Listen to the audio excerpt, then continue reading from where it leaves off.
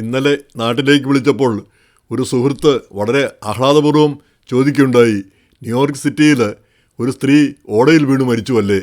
വളരെ വളരെ സന്തോഷകരമായ ഒരു കാര്യം പോലെ. എന്തായാലും ആ വാർത്ത ഞാനും വായിച്ചിരുന്നു. പക്ഷേ അത് ഇത്രമാത്രം കേരളത്തിലൊക്കെ അറിയപ്പെടാൻ മാത്രം പ്രധാനപ്പെട്ട ഒരു വാർത്തയായിട്ട് തോന്നിയില്ല. ഇവിടെ ഏതെങ്കിലും പത്രത്തിൽ നമ്മുടെ മലയാളം ചാനലുകളിലോ പത്രങ്ങളിലോ ഒന്നും അത് വന്നതായിട്ട് കണ്ടില്ല. ആരെങ്കിലും ഒന്നോ രണ്ടോ ലൈൻ കൊടുത്തിട്ടുണ്ടോ എന്ന് അറിഞ്ഞുകൂടാ. എന്തായാലും മോശപ്പെട്ട ഒരു കാര്യം, അമേരിക്കയെ കൊച്ചാക്കി കാണിക്കുന്ന ഒരു കാര്യമാണെങ്കിൽ അതിന് എത്ര പ്രാധാന്യമാണ് മറ്റു സ്ഥലങ്ങളിലെല്ലാം കിട്ടുന്നതെന്ന് ആലോചിച്ച് പോവുകയാണ്. ഇവിടെ വീടില്ലാത്തവർ വഴി കിടക്കുന്നു, അല്ലെങ്കിൽ പിച്ച തണ്ടുന്നു, ഇങ്ങനെയൊക്കെയുള്ള കാര്യങ്ങളുണ്ടെങ്കിൽ അത് നാട്ടിൽ വലിയ വാർത്തയാണ്. പ്രത്യേകിച്ച് ഇവിടെ പുതുതായിട്ട് വരുന്ന ആളുകൾ അവർ അതിൻ്റെ വീഡിയോ ഒക്കെ എടുത്തുകൊണ്ടുപോയി നാട്ടിൽ കൊണ്ടുപോയി കാണിക്കും. ഇവിടെയും ഇങ്ങനെയൊക്കെയാണ്.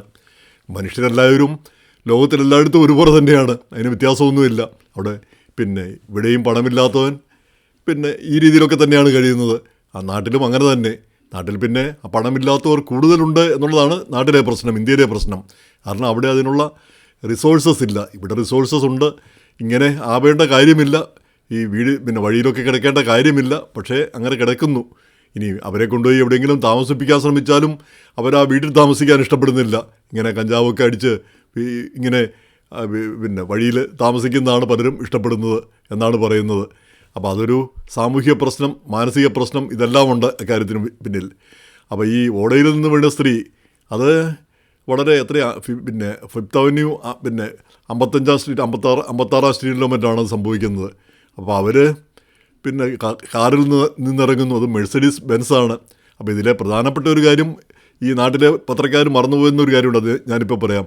അപ്പോൾ ഇവർ ബെൻസിൽ നിന്നിറങ്ങുന്നു, അങ്ങോട്ട് ഇറങ്ങി അങ്ങോട്ട് നടക്കുകയും ഈ കുഴിയിലേക്ക് വീഴുന്നു. ഏതാണ്ട് 9 അടി 15 അടിയോളം താഴ്ചയിലാണ് ആ മാൻഹോൾ തുറന്നു വെച്ചിരിക്കുകയാണ്. ആ തുറന്നു വെച്ചിരിക്കുന്ന ആ ഓടയുടെ മൂടി തുറന്നു വെച്ചിരിക്കുന്നു. അപ്പോൾ അതിലേക്ക് താഴോട്ട് വീഴുന്നു.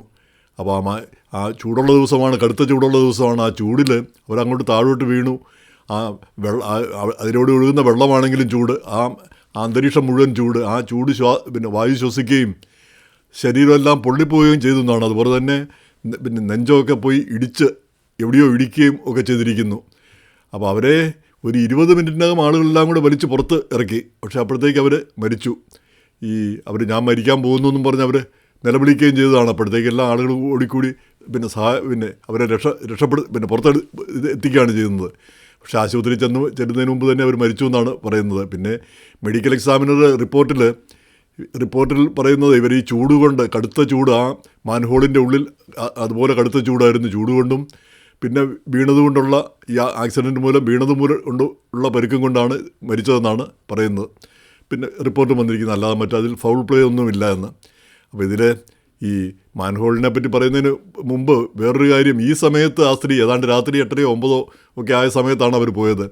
ഈ സമയത്ത് അവരെന്തിനാണ് അവിടെ പോയതെന്നുള്ള, 56 വയസ്സുണ്ട്, ഒരു മുത്തശ്ശിയാണ്, എന്തിനാണ് പോയതെന്നുള്ളത് ഇന്ത്യയിലെ പത്രങ്ങൾ അന്വേഷിച്ചില്ല, അതൊട്ട് പറഞ്ഞുമില്ല.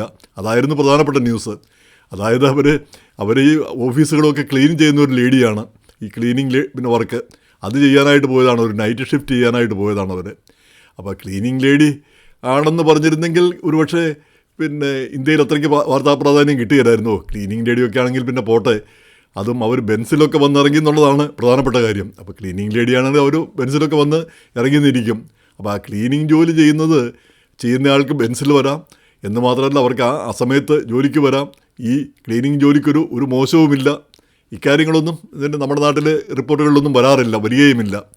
അപ്പോൾ എന്തായാലും അതിനുശേഷം കോർണഡിസൻ്റേതാണ് ആ മൂടി, അവരാണ് അത് ചെയ്യേണ്ടിയിരുന്നത്. അപ്പോൾ അവർ പറയുന്നത് ഏതാണ്ട് ഇവർ വന്നിറങ്ങുന്നതിൻ്റെ ഒരു 12 മിനിറ്റ് മുമ്പ് ഒരു വലിയ ട്രക്കോ മറ്റോ അതിലൂടെ പോയി. ആ ട്രക്ക് കയറി ഇറങ്ങിയപ്പോഴാണ് ഈ മൂടി തെറിച്ച് അങ്ങോട്ട് അവിടുന്ന് ഒരല്പം അങ്ങോട്ട് ഏതാനും അടി അങ്ങോട്ട് മാറിപ്പോയി. അങ്ങനെയാണ് സംഭവിച്ചത്, ഈ അപകടം സംഭവിച്ചതെന്നാണ് പറയുന്നത്. അതേസമയം തന്നെ വേറൊരു റിപ്പോർട്ടിൽ പറയുന്നത് ഇത് ഏതാനും ദിവസങ്ങളായിട്ട് ഈ മൂടി തുറന്നു കിടക്കുകയായിരുന്നു. ആരൊക്കെയോ 9/11 വിളിച്ചൊക്കെ പറയുകയൊക്കെ ചെയ്തിരുന്നു എന്നും പറയുന്നു. ഇതിലേതാണ് വസ്തുത എന്ന് അറിഞ്ഞുകൂടെ. കോൺഡിസൻ്റെ റിപ്പോർട്ട് ശരിയായിരിക്കാം. ഇങ്ങനെയുള്ള വലിയ ട്രക്കുകൾ പോയി കഴിഞ്ഞാൽ ചിലപ്പോൾ അങ്ങനെ സംഭവിക്കാമെന്നാണ് അവർ പറയുന്നത്. പക്ഷേ അത് വളരെ വളരെ വിരളമായിട്ടേ അങ്ങനെ സംഭവിക്കാറുള്ളൂ. പക്ഷേ ഇവരുടെ ഭാഗ്യക്കേടിന് അത് സംഭവിച്ചു. അപ്പോൾ ഇവരുടെ പേര് ഡോണിക് ഗോക്കാച്ച്, 56 വയസ്സ്. അപ്പോൾ ഇവർ അൽബേനിയയിൽ നിന്ന് വന്നതാണ്. അൽബേനിയക്കാരിയാണ്. അവരുടെ മകൻ്റെ വിവാഹം കഴിഞ്ഞ മാസമായിരുന്നു. അവരുടെ ബന്ധുക്കളൊക്കെ ഇവർ നമ്മുടെ അടുത്ത് വെസ്റ്റ്ചെസ്റ്ററിലാണ് താമസിക്കുന്നത്. അപ്പോൾ ഇതിനെപ്പറ്റി അൽബേനിയയെപ്പറ്റി പിന്നെ അൽബേനിയ ആണെന്ന് പറഞ്ഞത് ഇതുകൊണ്ട് അവർ ക്ലീനിക് ലേഡി ആണെന്ന് പറഞ്ഞതുകൊണ്ട് ഒന്ന് രണ്ട് കാര്യം കൂടി. ഈയിടയ്ക്ക് ഞാനൊക്കെ കൂടി ഈ റോമിൽ നിന്നൊരു ക്രൂസിൽ ഒരു കപ്പലിൽ യൂറോപ്പിലെ പല സ്ഥലങ്ങളിൽ പോവുകയുണ്ടായി. അപ്പോൾ അങ്ങനെ പോയി ഒരു സ്ഥലം അൽബേനിയയിലെ ഒരു തുറമുഖമാണ്, കോട്ടോർ എന്നാണെന്നാണ് അതിൻ്റെ പിന്നെ പേരെന്നാണ് എനിക്ക് തോന്നുന്നത്. അവിടെ ചെന്ന് ഇറങ്ങി നടക്കുമ്പം ഉണ്ട് അവിടെ പിച്ചക്കാർ. ഒന്നല്ല, ആദ്യം ഒരു സ്ത്രീയെ കണ്ടു, അതിനുശേഷം പിന്നെ ഒരു പുരുഷനെ കണ്ടു. അപ്പോൾ ആ ഇത്തിരി നടന്നപ്പോൾ തന്നെ വേറൊരിടത്തും അത് കണ്ടിട്ടില്ല. അതാണ് അതിശയമായിട്ട് തോന്നിയത്. അപ്പോൾ തിരിച്ച് ഇങ്ങോട്ട് വരുമ്പോഴത്തേക്ക് ആ സ്ത്രീയുടെ കയ്യിൽ ഒരു ചെറിയ കൊച്ചിനെ കണ്ടു.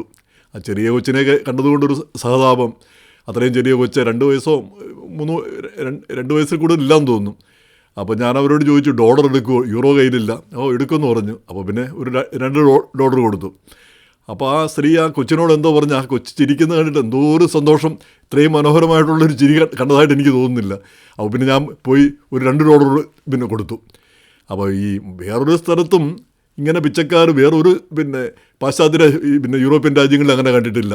അപ്പോൾ അൽബേനിയയിലെ എന്തുകൊണ്ടാണ് വന്നതെന്ന് ഞാൻ ആലോചിച്ച് പോയി. അതിൻ്റെ പ്രധാനപ്പെട്ട കാര്യം അവിടെ 56% മുസ്ലിങ്ങളുണ്ട്. അതായത് ഈ പിന്നെ മതപരമായി ചിന്തിക്കുന്ന, മതപരമായ ജീവിതം നയിക്കുന്ന ഒരു രാജ്യമാണത്. നേരെ മറിച്ച് മറ്റ് യൂറോപ്യൻ രാജ്യങ്ങളിലൊക്കെ ക്രിസ്ത്യാനികളാണെന്ന് പറഞ്ഞാലും അവരുടെ മതവിശ്വാസമൊക്കെ ചാകാറാകുമ്പം പിന്നെ വലുതൊക്കെ ആയിരിക്കും ആ മതവിശ്വാസം വരുന്നത്. അപ്പോൾ മതവിശ്വാസം കൂടുതലുള്ള സ്ഥലങ്ങളിലൊക്കെ ഇതൊക്കെയാണ് ഈ പിന്നെ പട്ടിണിയും ദാരിദ്ര്യവും പിച്ചക്കാരും ഇതൊക്കെ കൂടുതലായിട്ടുണ്ടാകുന്നു. അപ്പോൾ അത് ചിന്തിക്കേണ്ട ഒരു കാര്യമാണ്. മതം നമ്മുടെ ജീവിതത്തെ എങ്ങനെ ബാധിക്കുന്നു, ഈ മാനുഷിക ജീവിതത്തെ. മതമില്ലാത്ത രാജ്യങ്ങളും മറ്റ് രാജ്യങ്ങളിലും മതമുണ്ടെങ്കിലും അതിന് പ്രാധാന്യം കുറവുണ്ട്. ഇത് മതപരമായ രാജ്യങ്ങൾ. പക്ഷേ അതേസമയം തന്നെ അവിടെ അൽബേനിയയിൽ ഈ ഹിജാബും പർദ്ദയും ഒന്നും ഇല്ല എന്നാണ് അവിടെ വായിച്ചതിൽ നിന്ന് മനസ്സിലാക്കുന്നത്. ആരെയും കണ്ടതുമില്ല. പിന്നെ അങ്ങനെ മതപരമായ തീക്ഷ്ണതയൊന്നും ഉള്ള രാജ്യമല്ല എന്നാണ് പിന്നെ പറയുന്നത്. എങ്കിലും അത് ഓട്ടോമൻ സാമ്രാജ്യത്തിൻ്റെ ഭാഗമായിരുന്നു. അങ്ങനെയാണ് തുർക്കി. അതുകൊണ്ടാണ് അവിടെ പിന്നെ മുസ്ലിം ജനസംഖ്യ വന്നതെന്നാണ് പറയുന്നത്. എന്ന് മാത്രമല്ല, നമുക്ക് ഒരു ബന്ധമുണ്ട്. മദർ തെരേസയുടെ പിന്നെ സ്ഥലവും കൂടിയായിരുന്നു, അവരുടെ ജന്മസ്ഥലവും കൂടിയായിരുന്നു ഈ അൽബേനിയ. അപ്പോൾ ഇത്രയുമാണ് നമ്മൾ ഈ സംഭവത്തെപ്പറ്റി നമ്മുടെ പിന്നെ മനസ്സിൽ പെട്ടെന്ന് വരുന്ന കാര്യങ്ങൾ. എന്തായാലും മരിച്ചയാൾക്ക് നമുക്ക് ആദരാഞ്ജലി അർപ്പിക്കാം. അതോർത്ത് പിന്നെ സന്തോഷിക്കുന്നവർ അവർ ക്ലീനിങ് ലേഡി ആയിരുന്നു എന്നുകൂടി പറയുക. അപ്പോൾ നമ്മുടെ നാട്ടിലെ ആ പൊങ്ങച്ച ഉണ്ടല്ലോ, ഈ ഓരോ ജോലിക്കും, ചെറിയ ജോലിക്ക് യാതൊരു വിലയുമില്ല, ചെറിയ ജോലി ചെയ്യുന്നവരൊക്കെ അവർ അന്തസ്സ് കുറഞ്ഞവരാണ്, പിന്നെ മോശക്കാരാണെന്നുള്ള ആ ധാരണയുണ്ടല്ലോ, അത് അങ്ങ് മാറിക്കിട്ടും.